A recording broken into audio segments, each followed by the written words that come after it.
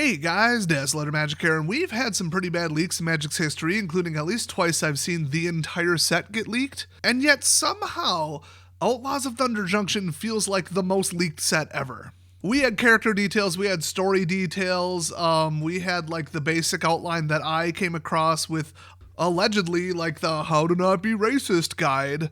And as people on my Discord saw, which if you want to join my Discord, just Patreon link, it links to Discord, no minimum. Just come say hi, support the channel. Love you guys. But yeah, people, like multiple people, I think it's like 4 at this point, have sent me varying zoom levels of a screenshot of a blue cow because the initial leak that I saw said blue cow ? And I don't know if it was just internet people playing, you know, because the internet people like to play. But one of the alleged screenshots has the Balearian font in it, and you can't just go get that. That would be trying awfully hard. I mean, I can sit there and piece together letters from other stuff, but like, I think it's real. So I think Blue Cow confirmed. Anyway, now that the important stuff's out of the way, we've got actual card leaks. First off,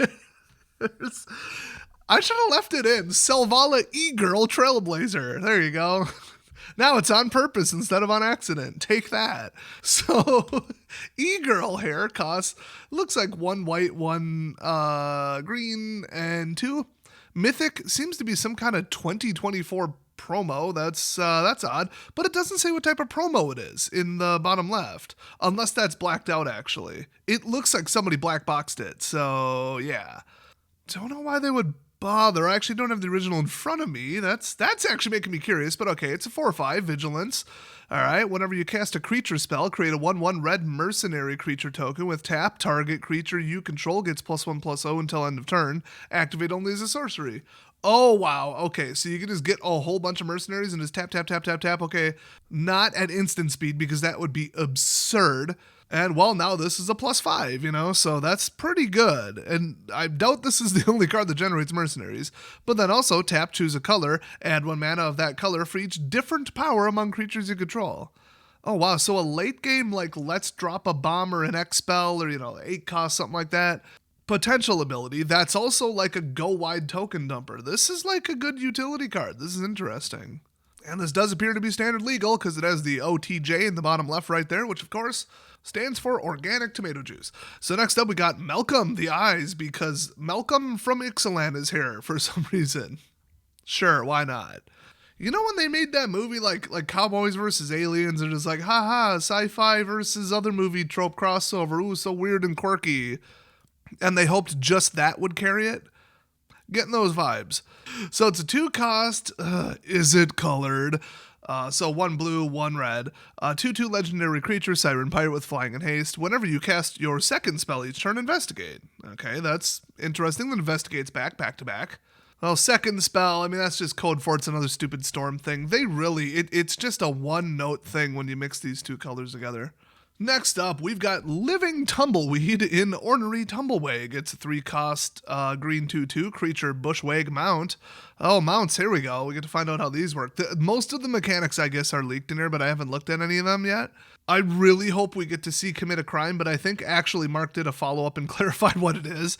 It's a little wide open. I think it's going to be a hidden commander, just FYI. So at the beginning of combat, on your turn, put a 1/1 counter on target creature. Okay.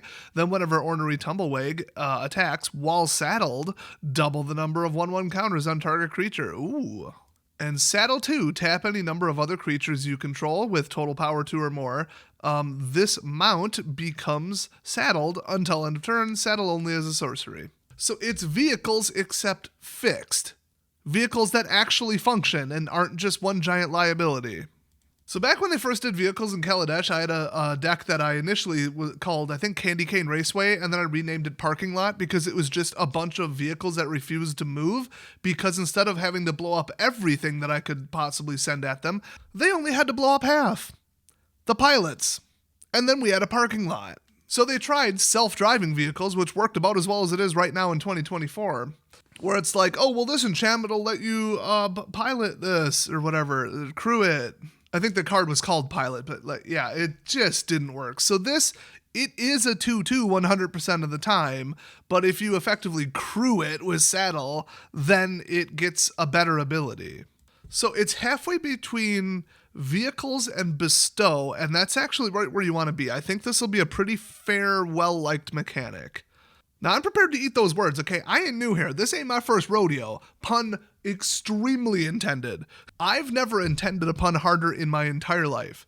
WotC can take anything and break it. Energy looked good until we saw the free casting. And Aetherworks Reservoir. Don't even get me started. So anyway, next up we got one of the wanted poster showcase, whatever. Who cares? It's one of the stupid things they're doing. There's 6 of them in the set. Good luck keeping track. Good luck even retaining employees after this Card Kingdom trying to sort this crap. So it's 1 blue plus 1 green plus 1 black plus X. It's called Prosperity. Or is it Villainous Wealth? Wait, what? Wait a minute. Well, okay, I just peeked. The next card over says Prosperity, so I think this is just like that's the name of the city, and that's just part of the frame. It's kind of confusing, but okay, now that I know. Villainous Wealth, okay, with the free fonts that come with Windows there, okay. Weird, because I'll use Max. It's sorcery, and target opponent exiles the top X cards of their library. You may cast any number of spells with mana value X or less from among them without paying their mana cost. I think that icon means it's a special guest. I don't quite remember, but for the record, Villainous Wealth is a well-known card. It's been printed a couple times since TKT. The hell did I say that? KTK. The cons, Tarkir. Oh, and then they got the flavor text, and it's written like a headline. Okay, so let's do it old-timey. Some everyone's good taste desserts, others just deserted. I could just look up how to do this with an equalizer, but that was way easier. So next up, we got Savage Smash. Another reprint. I think the special gifts are all reprints. It's like by definition what they are. There's like 2 versions of special gifts, so this might not be. They're kind of doing like a Mystic Archive mixed with a special gift, so it's like Masterpiece Junior Edition mixed with slightly different Masterpiece Junior Edition. I don't know. It's confusing, it's stupid, but most importantly, it will ruin your draft and your sealed tournament. Next up, Detention Sphere. Okay, now always nice to get a reprint of that. Then we've got at Knife Point, it's 1 red, 1 black, 1 generic enchantment. And we're into the uncommons here. As long as it's your turn, Outlaws you control have first strike. So Outlaws are, oh god, they're going to do this, what do you call that, retconning? They're retconning different types to be like, oh, well, they're also now technically Outlaws. But they're not like retroactively changing the actual words on the card. They finally had 2 brain cells, buzz together, and they thought, why don't we just classify them as like a qualifying category? So now, Outlaws are assassins, mercenaries, pirates, rogues, and warlocks. So every card ever printed in the history of the game that has one of those types on it is an outlaw also. Without retconning the cards. I guess it wasn't that hard to begin with. So the relevancy of checking for that likely doesn't, well, at least right now, obviously doesn't stretch outside the set, and I don't think it will in the future. They're not really creating something, they're just using it. Very smart, actually.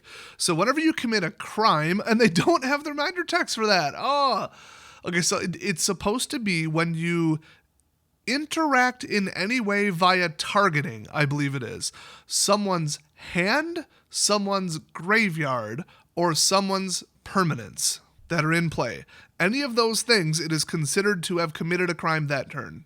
That's what I'm hearing. Haven't seen like a primary source on that, but I'll take the word for it. So whenever you commit a crime, create a 1/1 red mercenary creature token with tap, boost +1/+0, cool, sorcery speed, and it only triggers once each turn. Otherwise, that would be insane. Like Strive, could you even imagine? You could just go infinite with Strive instantly. Next up, Lava Spur Boots, because I've got spurs that jingle, jangle, jingle.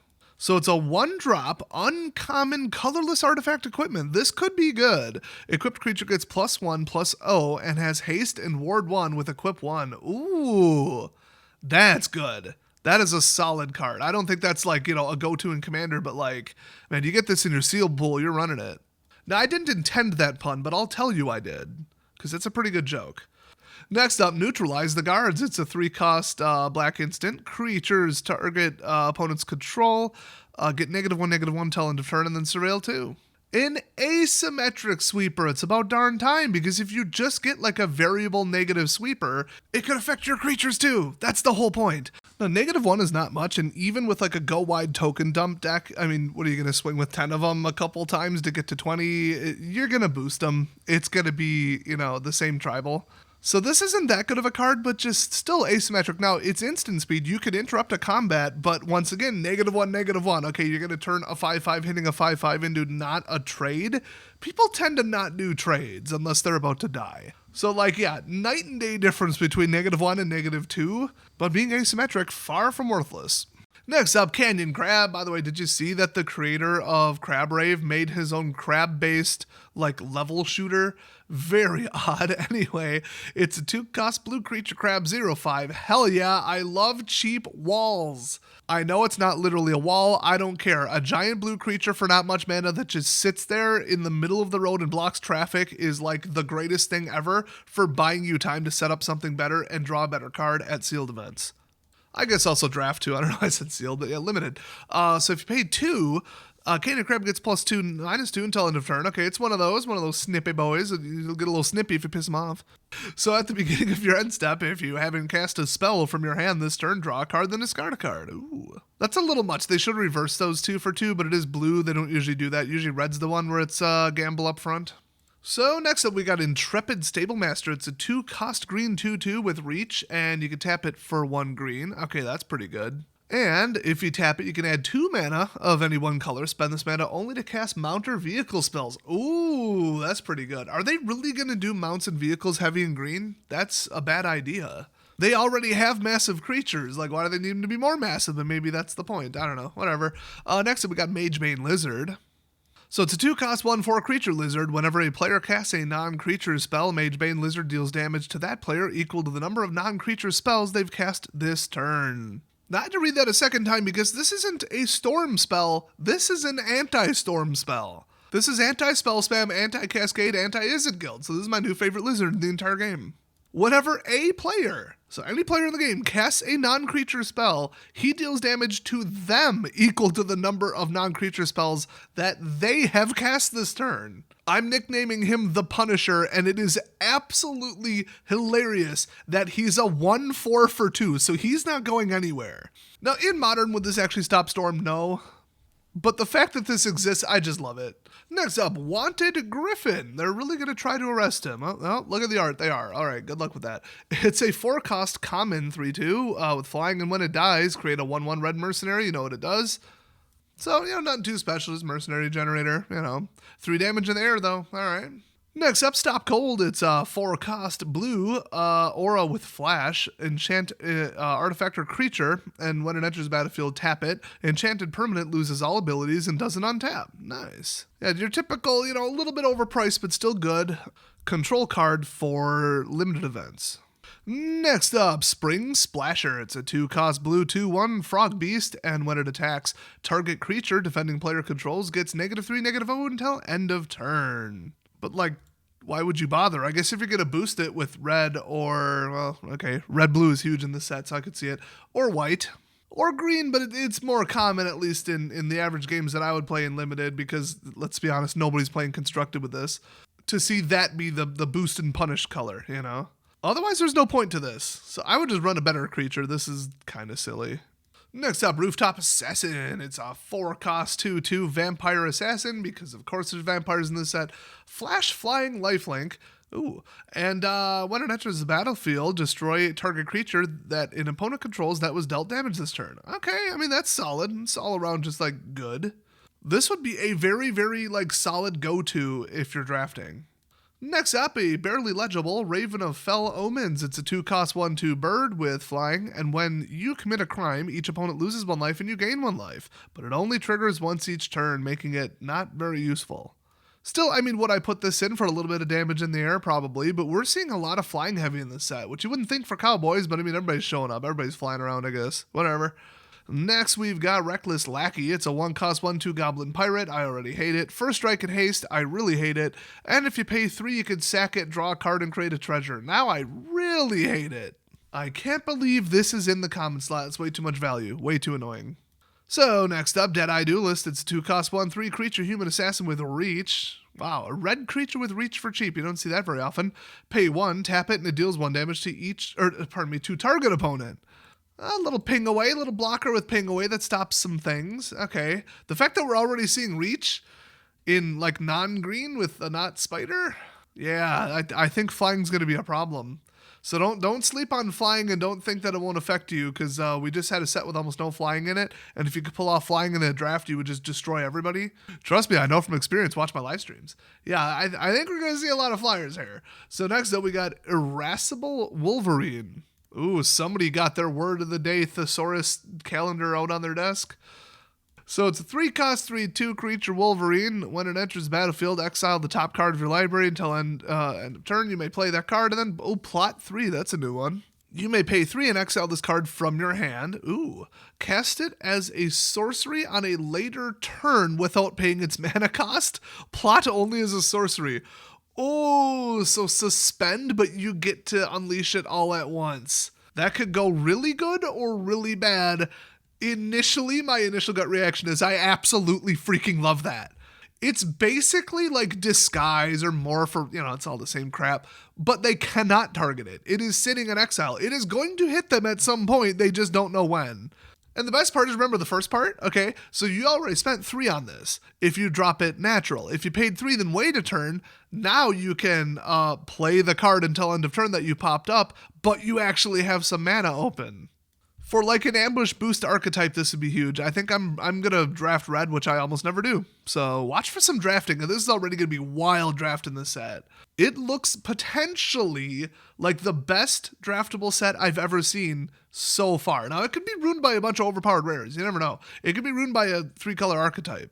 But with what I'm seeing, these mechanics look really, really fun, interesting, and like medium thought heavy. Like if you're clever, you could pull off a little thing that they might not expect, which will probably get you to like the gold league in Arena. So I'm saving up some coins now. Next up, Rodeo Pyromancers. I'd show up to that show. It's a 4-cost 3/4 human mercenary. Okay. And whenever you cast your first spell each turn, add 2 red to your mana pool. Okay, that's just red wins and spell spamming crap. I hate it. These cards are screaming, hey, it's just going to be a bunch of spell bombardment garbage. And we've literally already got the card Arcane Bombardment in Standard. The good news is you ain't pulling off anything like that in Limited. Probably not. You got to get the perfect balance between the right cards with the right triggers, and then stop what your opponent is doing while also having a good board presence with good triggers, and then unleash a bunch of spells all at once that somehow found their way into your hand at exactly the right time. No. Not in Limited. Never going to happen. So next up, Bristleback Sentry. It's a 2-cost, green 3/3. Interesting. Creature plant wolf with Defender. As long as you control a creature with power 4 or greater, it can attack as though it didn't have Defender. Ooh, that's a really solid early game card. You aren't blitzing, but you're building up. I like it. Also, this is an obvious target for, I'll just call it crewing because I already forgot, what is it, saddling? Riding, mounting, I already forgot, whatever, who cares. Next up, Drover Grizzly. Yes, the 22nd and 24th U.S. President. I bet most Americans actually did get that joke. Everybody else look it up. It's a 3-cost 4/2 bear mount, and whenever Drover Grizzly attacks while saddled, creatures you control gain trample until end of turn, saddle 1. Not even just one creature. That's all creatures. This is already a 4/2 for 3, so we're already like in Power Town for a common. It's already a bear. If you get 8 of those, you're basically unstoppable. Yeah, this is a high-powered set. It's going to be a bit of a shootout. Take a guess. Of course I intended it. Shut up. All creatures gain trample. I'm sure they were thinking in their planning and balancing meeting that I'm sure doesn't exist. Well, but you'll be losing one attacker to tap for the saddle 1. So it's not that bad. Clearly you've never seen the color green before. Next up, we got Ankle Biter, a cowboy movie trope. It's a 1-cost 1/1 creature snake with death touch. No step on snack. Oh, and they did go with the name Andy Flash after I already leaked it. Cool. Just reading the flavor text. All right, so yeah, 1/1 for 1 with death touch. We haven't had one of those in a while. Those are classic. That is like MTG staple territory right there. So next up, we got Creosote Heath. How would you possibly have creosote build up in a wide open area? That's like a thing you get from burning logs and it coats your fireplace. I think they actually meant hearth, except heath would be like a wide open area. I think AI came up with this. So anyway, Creosoteville here enters the battlefield tapped, and then when it enters the battlefield, it deals 1 damage to target opponent. So an attack land instead of like a pain land. Huh. That is actually kind of funny. I thought we had a non-cycle single card that did this back in the day. Correct me if I'm wrong. I probably am. Very interesting. And it's in the common slot, so they don't have any kind of faith in this.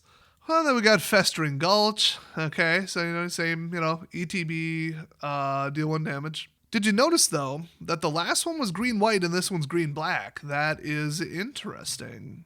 There's a rumor that this will be an asymmetric set where it's going to be a mix of 3 and 2 color and not supposed to be balanced, and it's going to be really red-heavy. It's looking truer and truer.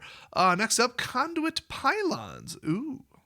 When it enters the battlefield, Surveil 1 taps for 1 colorless, and you can tap it for 1 and filter. Nice. That's actually like a lot of value. I could see somebody actually running that in Commander. And then the last one we got is Duelist of the Mind. I think this was officially released somewhere. I don't know if I've included in other videos that I probably would have made a flying Harry Potter reference, and I don't remember doing that. So whatever. It's a 2-cost. Star 3, oh boy, Human Advisor Flying Vigilance. His power is equal to the number of cards you've drawn this turn. Whenever you commit a crime, you may draw a card. Oh my gosh, if you do, discard a card, okay. And then only once per turn. Oh, I see why they did this. So it's Nathan Stuber, I don't know, us Germans, dude, who knows. World Champion, XXVIII. So it's another one of those, put him on the thing. Okay, now I gotta see if he looks like Harry Potter in real life. Oh, 100%. Why did they let Daniel Radcliffe join the tournament with a fake ID? By the way, there's pictures all over the internet of this dude playing since he was like 10. That's actually kind of funny. So this must have been from some live stream or some separate article or something I didn't read because, competitive Magic is just my favorite thing of all time. Most respected, prestigious, clean, perfect reputation community in all of Magic. Right up there with meme shitposting Reddits. Well, if they don't put a blue cow on a card, my disappointment will be immeasurable and my entire day will be ruined. So subscribe for the daily countdown. It's going to be cow or bust, cow or we protest, cow or riot. And I'll see you guys next time.